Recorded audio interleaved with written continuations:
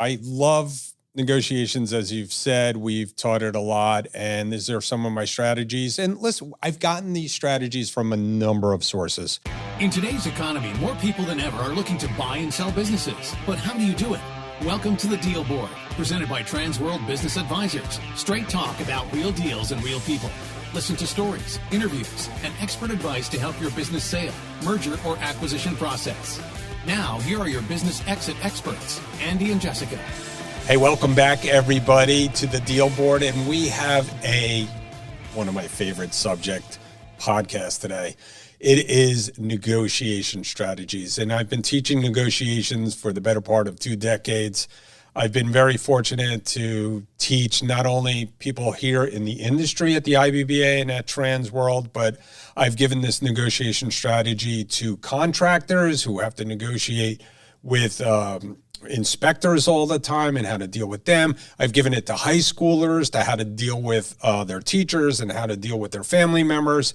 I've given it to nonprofit executives, and I just recently did that, talking about how to negotiate with people to get the big check and to get funded. I TV stations, radio stations for their sales forces. You know, it's a favorite subject. I know. You just took all my intro because this is your favorite topic. I mean, you've taught it for years and years and years. You wrote a book about some of this stuff. I mean, right. This is definitely your wheelhouse. And I've learned a lot from Andy in these negotiation strategies that have affected my business and sometimes even personal negotiations. So I'm excited for us to share. We've got your top strategies, and we're going to walk through each of them. Sometimes we'll just share words of advice. Sometimes we'll share a few stories, right, success and failures, but this is definitely one that you want to jot down some notes and come back to. So, yeah, I love negotiations. As you've said, we've taught it a lot, and these are some of my strategies. And listen, I've gotten these strategies from a number of sources. Our favorite book that Bill Luce and all of us talk about a lot is Never Split the Difference by Chris Voss. If you don't follow Chris Voss online, he has some great LinkedIn posts that he does, and he has some videos out there. And Chris is big shout out to Chris. We really appreciate it because I like his. And I've certainly done Harvey Cohen and Chester Carras and Stuart Diamond and several others. But, I come back to Voss because, number one, he was negotiating for people's lives. So It was pretty important. Yeah, no bigger stakes than that. Yeah. And most of the time, he's not like a cutthroat negotiator. He does not believe that negotiation is won by hurting your opponent or taking advantage of your opponent. Most of the time in negotiations, the parties have differing values, they have differing goals. So usually it's about trying to reach their goals without not reaching your goals. Right. Yeah. And it's not about, I think he talks in there too, it's not a zero-sum game, but it's also not a win-win. It's just coming to a resolution that can work for both parties. Yeah, we talk about it all the time. Like the best deal is when everybody's unhappy. I can't tell you how many times we're at a closing table and everybody's just exhausted, and rightfully so. It's a huge decision to sell your business. There's a lot at stake. In fact, I was just negotiating right before I walked in here with someone, and they really are wrong in the process, but I think we're going to find a way to give them what they want, just because they're not seeing the big picture. This is a business, it's $700,000 business. It's a business that makes a lot of money, and they're arguing over basically $9,000. Oh, yeah. Yeah, and we've got a lot of those stories. Yeah, and it's a landlord issue, and everybody, whether or not there needs to be a deposit, whether or not there needs to be a personal guarantee. And I think we're going to get to the end of it. But at the end, everybody's going to throw money at the problem, which happens, right? Yep. And there are ways to try to avoid that. So let's kind of jump in and go through some of our favorites. Yeah. Well, the first one, you call it shut up. I call it listen 80% of the time. But this is a really well-documented negotiation strategy is that, you really want to listen to the other party and be quieter in the process. And honestly, sometimes when you're doing that, you're forming a better bond with that person. I think this is not just a negotiation strategy in sales, but this is a really good relationship strategy too, right? So I'll give it a bit of an example is, I think a lot of times we talk about this as sometimes when we're selling businesses, the problem originally presented to us is not the actual problem, right? So we had a woman, she was selling her business, and her presented problem, she's burnout, right? Which is, if you document all the reasons people sell, the initial reason they always give you is burnout. I'm tired, I'm done with this. But really, when we just sat there and listened and asked the why and listened to deeper and deeper conversations, what was going on was that she had just lost her daughter, actually. And because of that situation, her and her husband were getting divorced. He was facing health issues.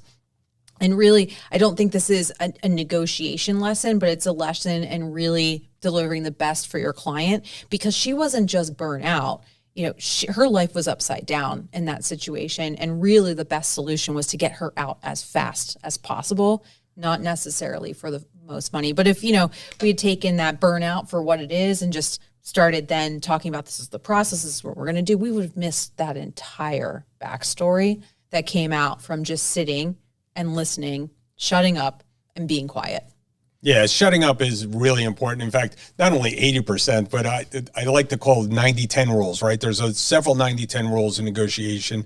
90% of the time you should be listening. You have 2 ears, you have 1 mouth. Whatever you want to remember that rule, but shutting up and listening is very important.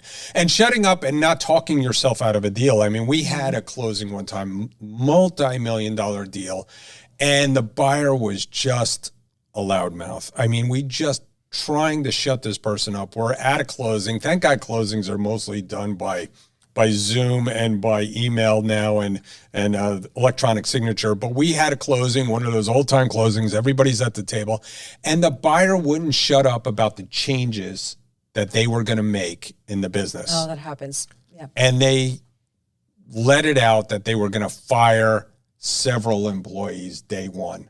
And the seller was getting red and just stood up at the closing and said, I will never sell you this business. I don't care how much it costs me to unwind this deal right now, but I'm walking out. And that was it. Deal done. Yeah. I'm gone. It's crazy. We had a seller actually on the opposite side. We had a seller once that was sitting at a closing, old school closing, and walked in to sign all the closing paperwork. And he's just started going off about, I can't believe you're buying this business for me. I never thought anyone was going to buy, like literally saying to the buyer. And the buyer got up and walked out. He's like, well, you know what? Maybe I shouldn't be buying this business, and said he needed some more time to think about it. Ended up doing some more diligence, decided that wasn't the right deal for him, and never sold the business. Wow. That's crazy. Yeah. Well, one of my second one that we picked as our favorite is the extreme anchor.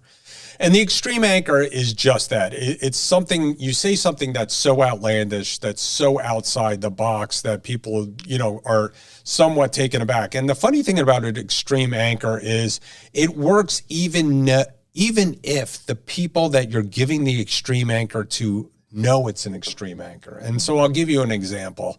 And one of the extreme anchors I like to use, and it kind of like makes it, it creates levity in a listing presentation. So we're doing a listing presentation. We're talking to a seller, and the seller, eventually gets to the point of, how much is this going to cost?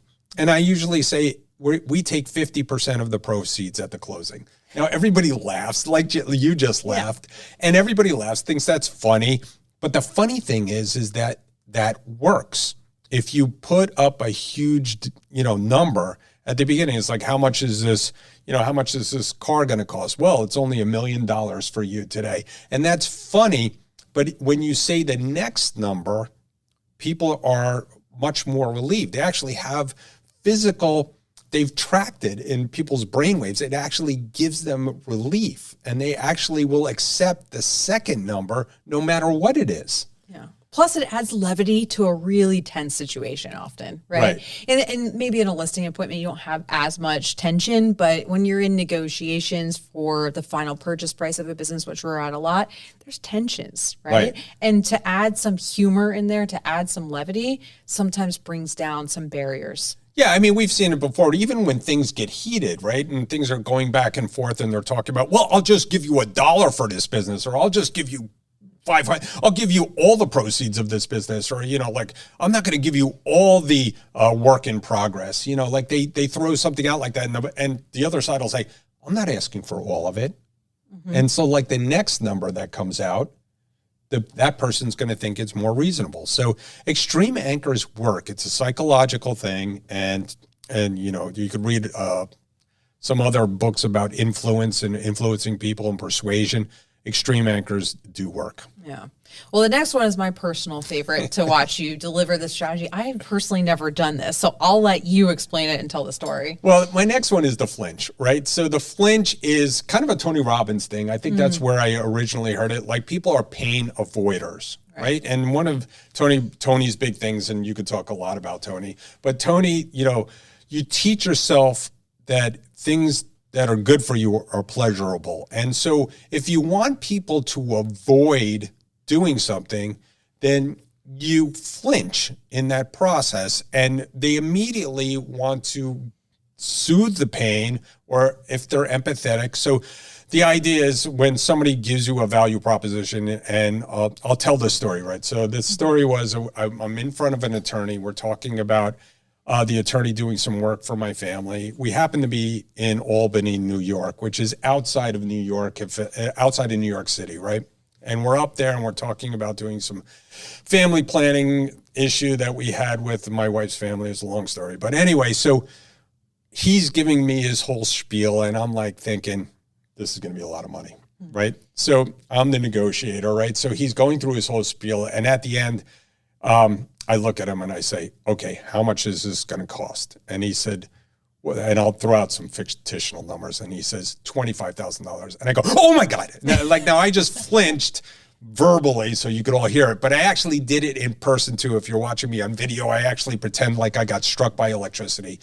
And he didn't take a breath. He said $25,000, and I flinched like that. And he said, in the big city, but up here in the country, up in here in Albany, it's only $10,000. And my wife, who was upset at the time, had to put her hands in her face in her hands, because she was like, and after the meeting, she's like, that was a $15,000 flinch. And so, and the flinch does work. You could do it anytime. And my other quick story was, I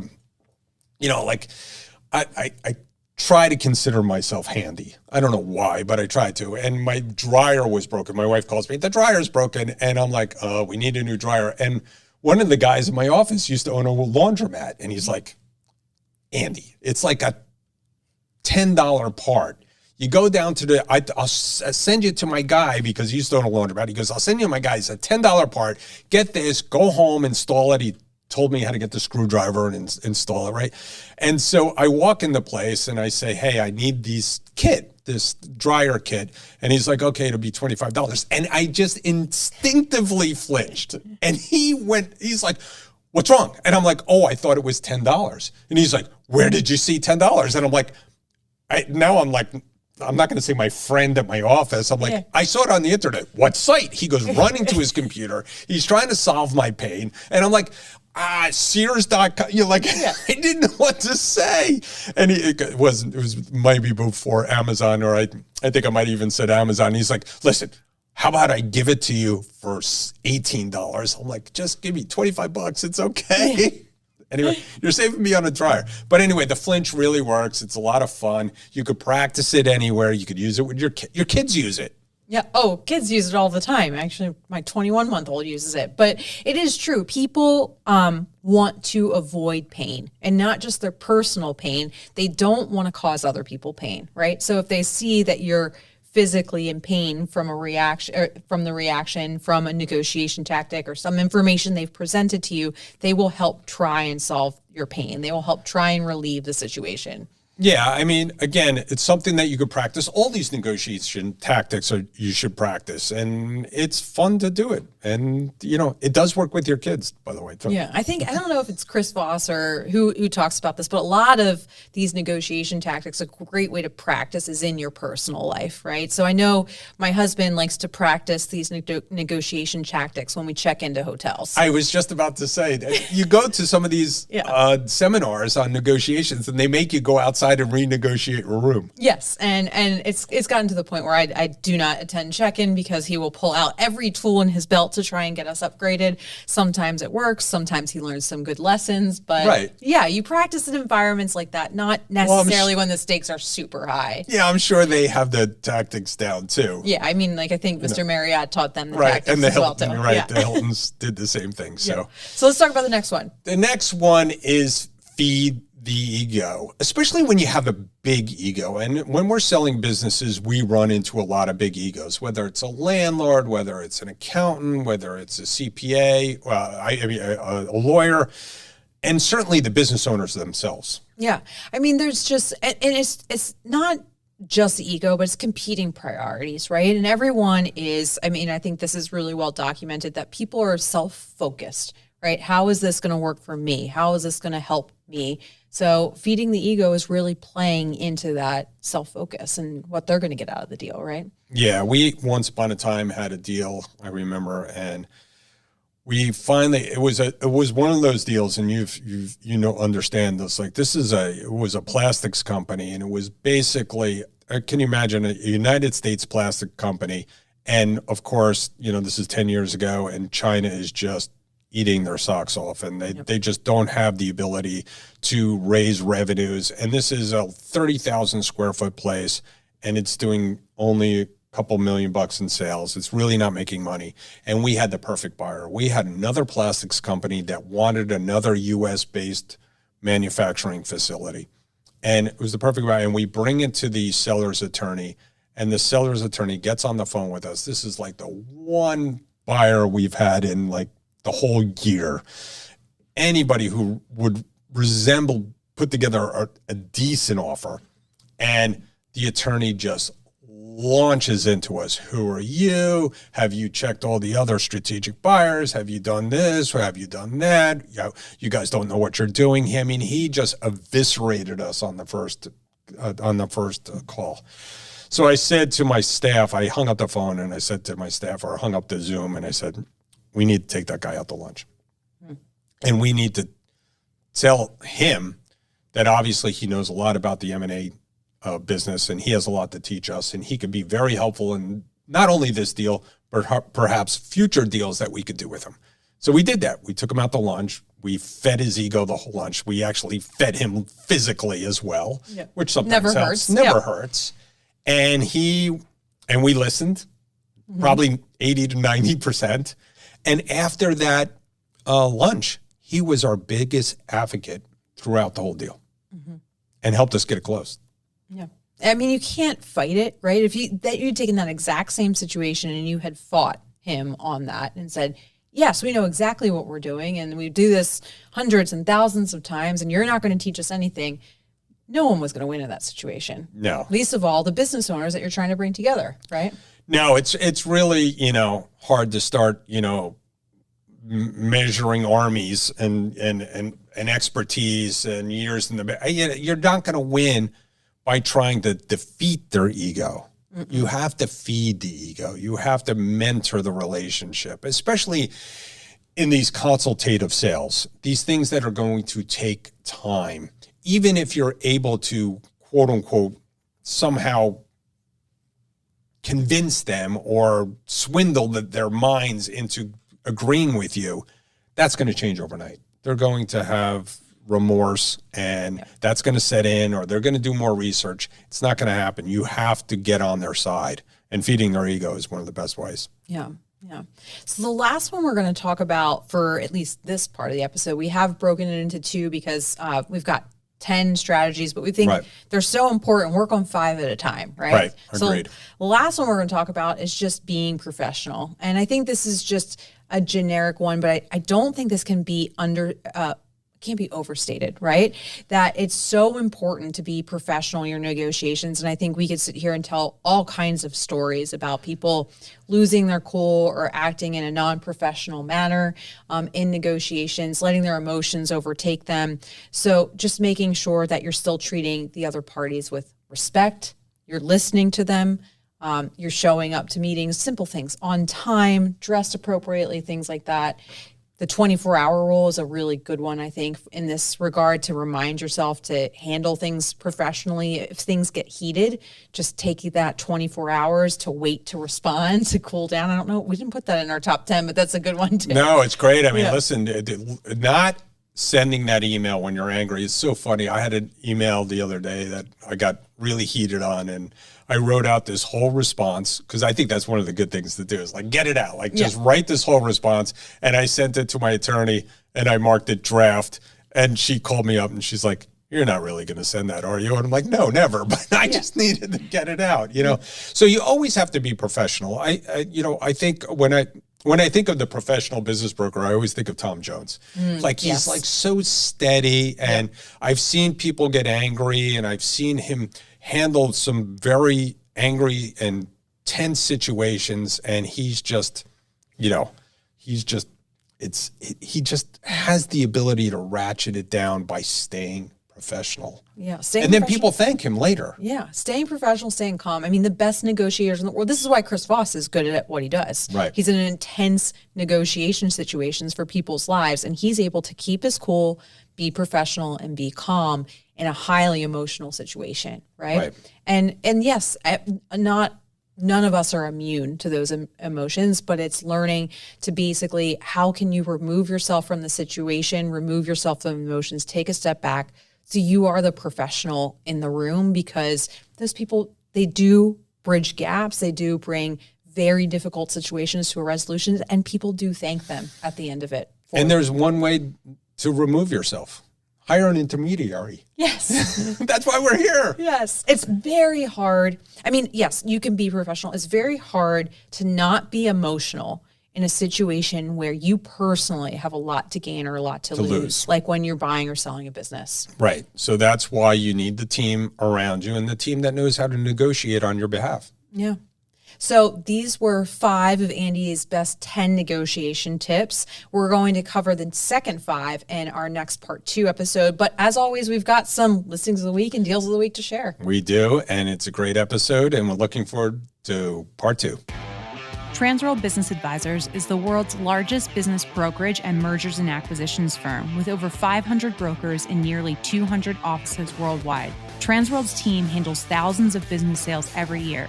To be connected with a qualified business broker or learn more about the buying and selling process, visit tworld.com/the deal board or call 888-719-9098.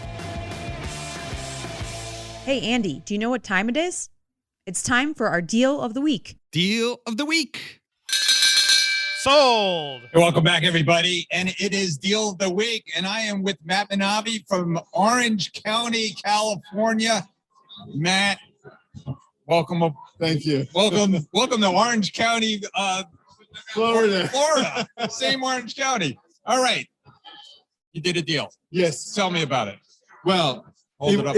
it was an HVAC company, Right. that we just closed.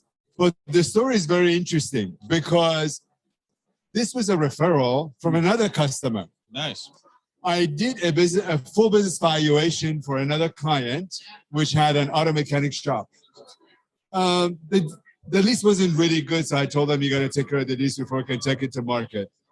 12 months go by, the guy called back and said, sorry, can't do it. And I said, no worries, I appreciate it, the help that I offered and so on. About a couple months later, I got another call. I am so-and-so's cousin. I've got an HVAC company. Right. He spoke highly of you, and I want you to sell my business for me. Nice.